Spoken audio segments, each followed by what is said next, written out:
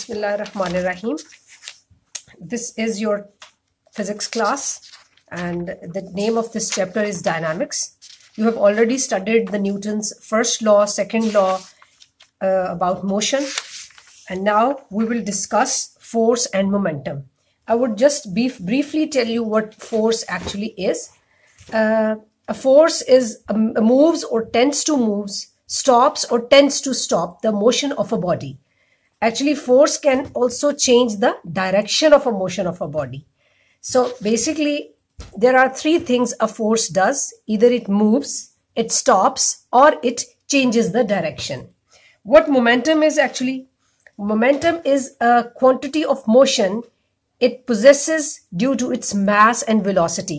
आपको पता होगा कि मोमेंटम का जो सिंबल है it's P, which is P is equals to mv.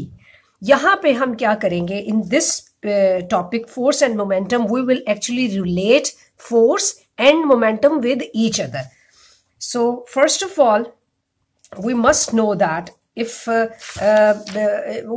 there's always a statement for any topic, and for this you have a statement: when a force acts on a body, it produces an acceleration in the body, and that will be equal to the rate of change of momentum of the body. I will explain it later, but before that we will do the calculations for force and momentum. This is actually your topic of derivation, or the way we will solve this topic. Consider a body of mass m moving with initial velocity vi. We all know that velocity, if it's initial velocity, we symbolize it with vi. If it's final velocity, we symbolize it with vf. Let a force F act on a body producing an acceleration a in it. जब भी किसी body पर force act की जाएगी तो वो accelerate करेगी. उस बॉडी का मास m है, उसकी इनिशियल वेलोसिटी vi है. This changes the velocity of the body. Definitely जब acceleration होगा, बॉडी मूव करेगी from one place to another, तो फिर उसके अंदर जो चेंज आएगा वो उसकी velocity में भी चेंज आएगा. Let's its final velocity after time t becomes vf. क्योंकि जब आपने एक्सेलरेट कराया एक बॉडी को तो कुछ टाइम लगा और उसके बाद बॉडी की वेलोसिटी vf तक पहुंची. अब जिस बॉडी पर भी एक्सेलरेशन हो रहा है उसका एक मास है, उसकी कोई वेलोसिटी चेंज हो रही है, तो डेफिनेटली उसके अंदर कोई मोमेंटम भी है.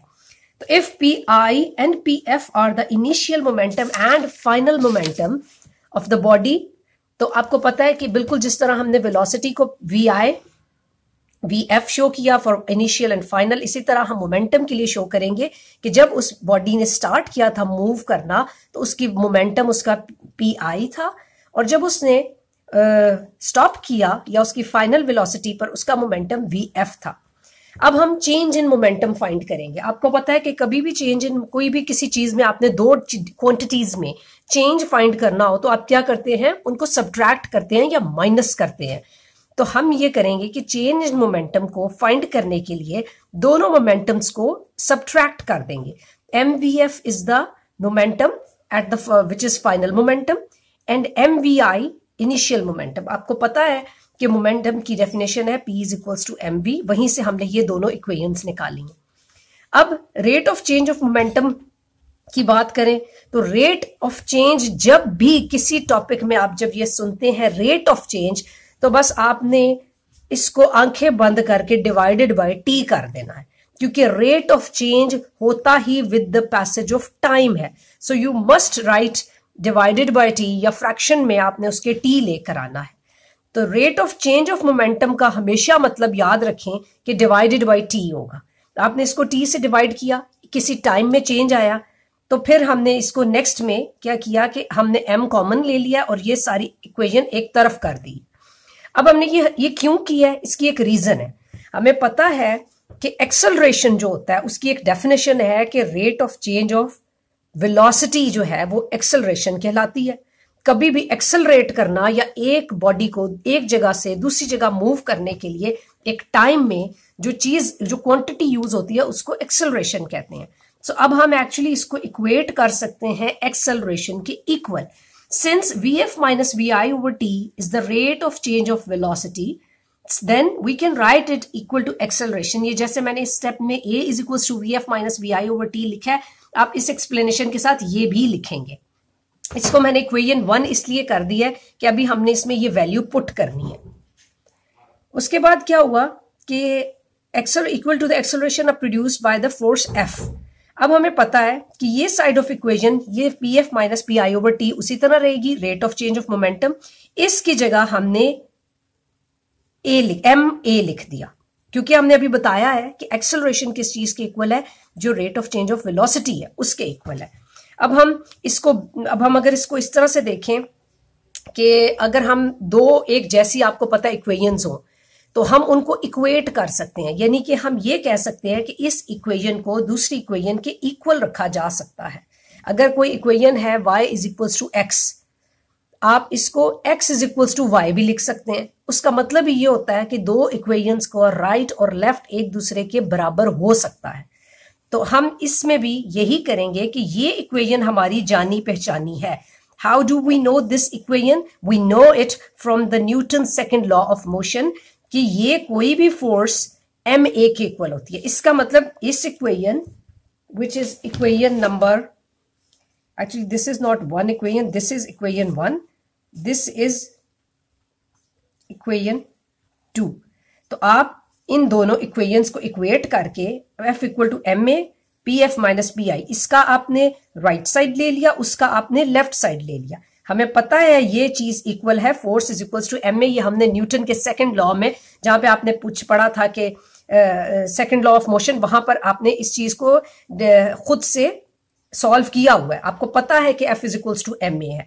तो अब हमने स्टार्ट में क्या कहा था कि फोर्स एंड मोमेंटम को हमने आपस में एक दूसरे से रिलेट करना है।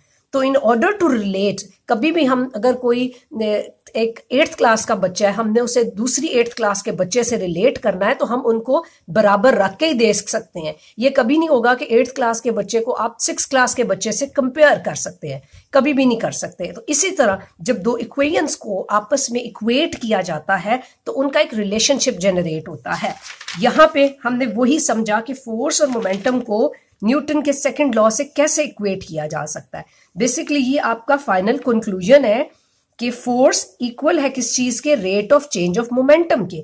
यही चीज यहां पे डिफाइन की है जो मैं अब आपको एक्सप्लेन करूंगी कि when a force acts on a body, ये वाली फोर्स जब किसी बॉडी पे एक्ट करती है तो इट प्रोड्यूसेस एन एक्सेलरेशन।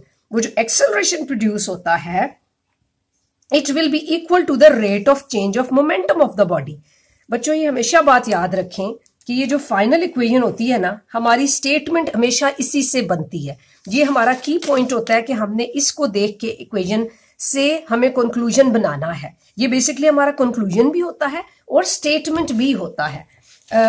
इसको बेहतर फॉर्म में यूं भी कहा जा सकता है कि rate of change of momentum of a body is equal to the applied force on it and the direction of change of momentum is in the direction of force. यानी कि जब भी आप किसी बॉडी पे फोर्स अप्लाई करेंगे तो उसका rate of change of momentum जो होगा वो इक्वल होगा उस फोर्स के, और वो उसकी जो डायरेक्शन होगी वो टुवर्ड्स द फोर्स होगी। अच्छा, इसमें नेक्स्ट है कि जो एसआई यूनिट ऑफ मोमेंटम, आपको पता है कि यूनिट ऑफ मोमेंटम आपने पहले P is equals to M V पढ़ा हुआ है। हम इसको इस तरह से भी मैं आपको बता सकती हूँ कि आपने ये P is equals to M V पढ़ा हुआ है। आपको पता है M का यूनिट है kg मास का, V का है मीटर पर सेकेंड। तो हम इसको P के यूनिट को क्या लिख सकते हैं? kg मीटर पर सेकेंड। ठीक है, और इसके अलावा इसको न्यूटन सेकेंड भी कहा जाता है। मैं इसको आपको इस तरह से बता सकती हूँ कि जैसे अब हमने इस इक्वेशन में अगर आप देखें, इसका आपको पता है कि ये इक्वेशन कहां से आ रही थी? F फोर्स जो थी ये न्यूटन सेकंड के इक्वल थी, और इसको हम इस तरह से लिख सकते हैं। अगर आप इस इक्वेशन में देखें, अगर मैं इस t को इधर ले जाऊं तो ये ft बन जाएगा। f के यूनिट क्या है? न्यूटन, और t का यूनिट क्या है? सेकंड। इसका मतलब ये है कि न्यूटन सेकंड को kg मीटर पर सेकंड के इक्वेट किया जा सकता है। ठीक है, ये बहुत जगह पर आप देखेंगे कि यूनिट या kg मीटर पर सेकंड यूज हुआ होगा या Newton second. Rate of change of momentum के लिए। So it's basically the same thing. अगर आप इक्वेशन जो मैंने आपको ये बताई P F minus P I over T is equals to F है, आप इस एफ को टी को वहां ले जाएं, P F minus P I is equals to F T. तो ये एफ मीन्स न्यूटन, ये सेकेंड, और ये आपको पता है कि एम वी के किसके इक्वल है, के जी मीटर पर सेकेंड के। सो इस तरह से हम यूनिट डिराइव भी कर सकते हैं। अगर आपको याद ना भी आ रहा हो तो आप इक्वेशन से यूनिट डिराइव कर सकते हैं। अब इसके बाद एक छोटी सी शॉर्ट एग्जांपल है जो मैं आपको दूंगी, और अगर ये आप अपने जहन में साथ ही रख लेंगे ना तो आपके लिए इक्वेशन सॉल्व करना या rate of change of momentum को समझना आसान हो जाएगा। ठीक है जी। ऐसा यूनिट ऑफ, ये हम एग्जांपल नंबर 3.6 है जो करने लगे हैं। A body of mass m 5 kg is moving with a velocity of 10 meter per second। एक बॉडी है जिसका वेट है, मास है 5 kg, वो मूव कर रही है एक खास वेलोसिटी से, वो वेलोसिटी है 10 मीटर पर सेकेंड। अच्छा, यहाँ पे थोड़ा सा ये ध्यान रख ले कि ये 5 kg उसका वेट है, यानी उसका मास है जो उसने पोजेस किया हुआ है, और वो किस स्पीड से चल रही है, 10 मीटर पर सेकेंड। अगर आप इन जनरल देखें कि एक बॉडी है जो अपनी समझो वजन से डबल स्पीड पर चल रही है, अगर आप इसको लॉजिकली भी देखें ना तो आपको फिर आहिस्ता आहिस्ता चीजें ज्यादा बेहतर समझ आएंगी कि एक 5 kg की है लेकिन वो मूव किससे कर रही है, double of its mass which is 10 metre पर second. Find the force required to stop in 2 seconds. अब उन्होंने कहा है कि एक बॉडी जो अपने मास से डबल पे वेट कर रही है उसके लिए आपको 2 सेकंड में आपने उसे रोकना है। कैसे रोकेंगे, उसकी फोर्स फाइंड करें, कितनी फोर्स चाहिए कि वो बॉडी रुक जाए। यहां पे हम सबसे पहले, आपको पता है जैसे कि न्यूमेरिकल्स में करते हैं, पहले आपके पास जो गिवन डाटा है, इट्स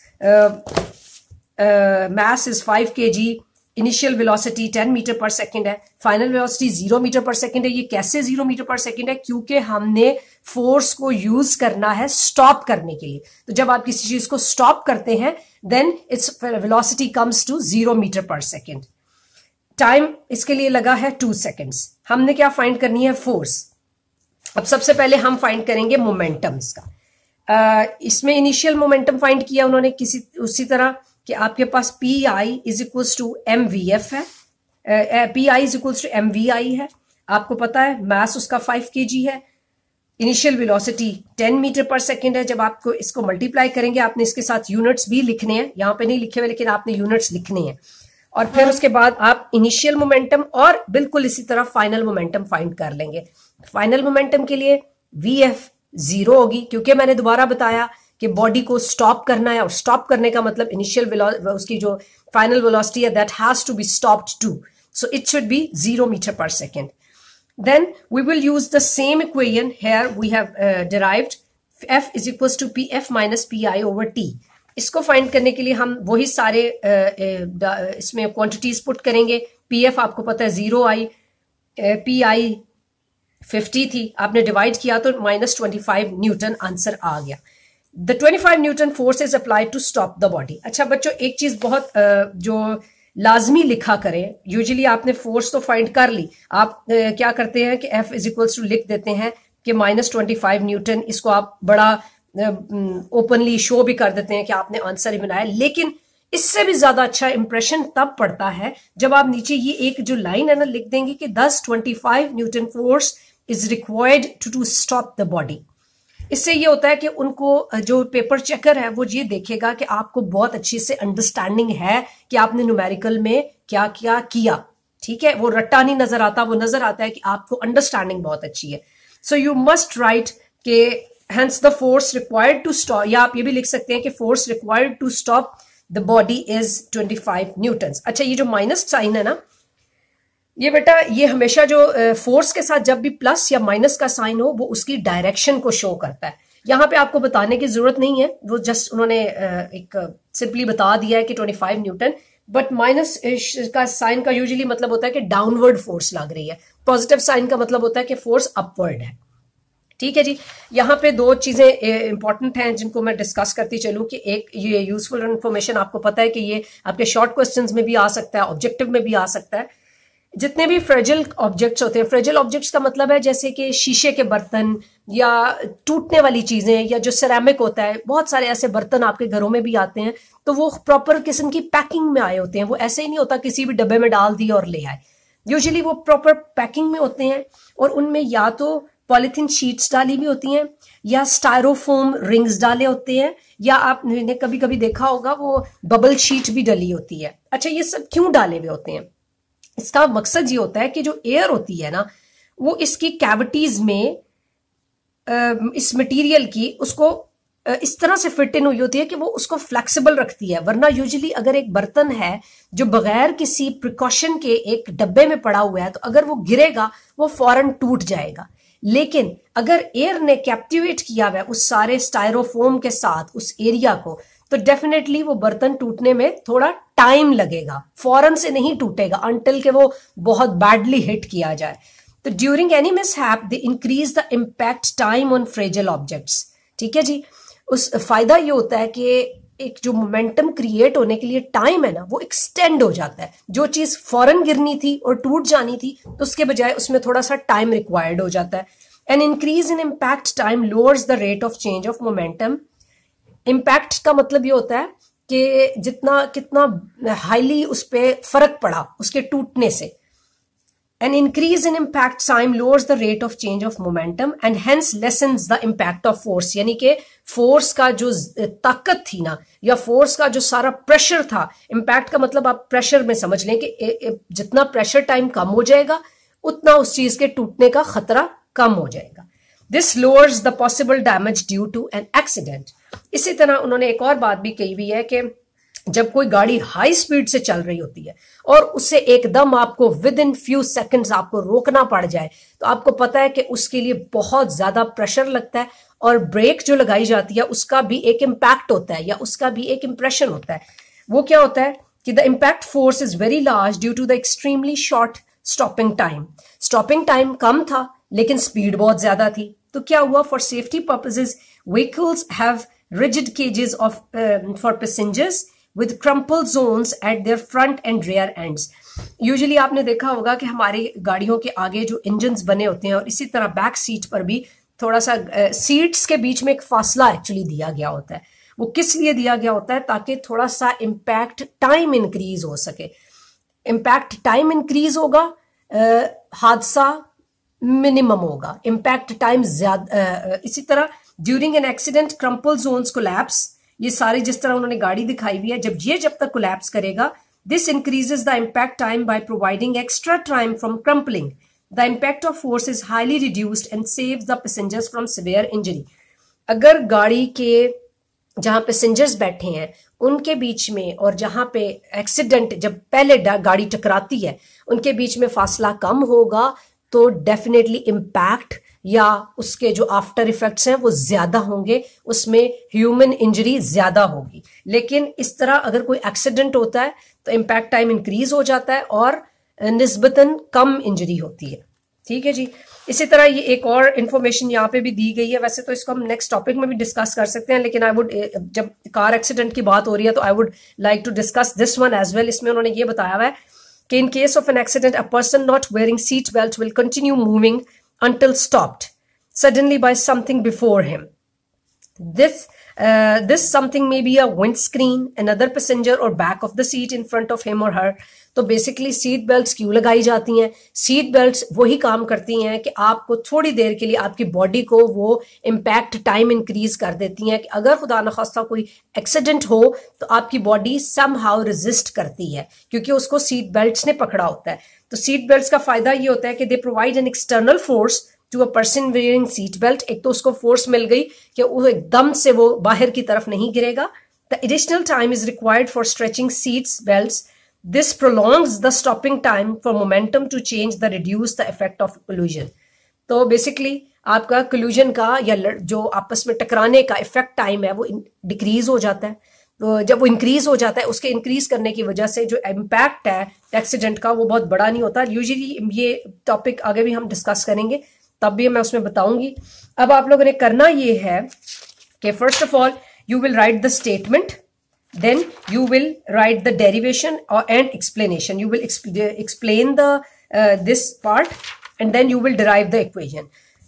आपने ये 1 2 जो मैंने बताया हुआ इसमें आपने ये कह देना है कि इसको आपने इस तरह भी लिख सकते हैं कि equation 1 can be written as, और by equating 1 and 2 you'll get this। ठीक है जी। और सेकेंडली आपने इसकी 2 times प्रैक्टिस करनी है, इस न्यूमेरिकल्स की भी आपने 2 टाइम, इस एग्जाम्पल नंबर 3.6 की भी 2 times प्रैक्टिस करनी है, और मुझे आपने सेंड करना है। जिस बच्चे का काम सेंड होगा सिर्फ उसकी आपको पता है अटेंडेंस लगती है, बाकी आपके पास पूरा दिन होता है, you can easily do it. ये आज मैंने आपको बहुत थोड़ा सा टॉपिक कवर कराया है। अगर इसमें आपको किसी को प्रॉब्लम आती है so discuss it with me, I am available to you, you can ask me anything you want to. Thank you so much.